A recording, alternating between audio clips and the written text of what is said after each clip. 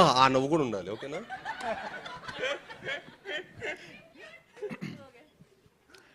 నమస్కారం. ఈరోజు శుక్రవారం 9/8/1989. ఆకాశవాణి తలుపులు తెరవబడ్డాయి. పునః ప్రసారాలు నేటితో మొదలు. ఈ భూమి కన్నా అద్భుతానికి ఇది పునర్జన్మ.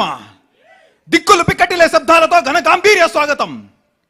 అచంచల ఆకాశం మేఘాల గొడుగు పట్టిన వేళ అద్వితీయ అకాల ఆగమనం.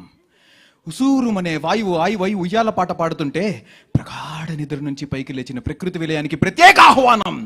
నా ఈ రాక ఈశ్వరేచ్ఛ, బంధించిన ప్రళయానికి స్వేచ్ఛ. ఇది విధిలిఖితం.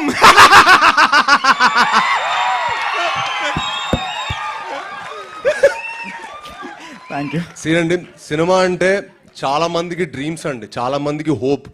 ఒక సినిమా అంటే ఒక హీరోకో ప్రొడ్యూసర్కో ఒకళ్ళిద్దరు కాదండి, ఒక డైరెక్టర్కి, ఆర్ట్ డైరెక్టర్కి, మ్యూజిక్ డైరెక్టర్కి చాలా మంది ఎఫర్ట్ ఉంటుంది, చాలా మంది కార్మికుల కష్టం ఉంటుంది.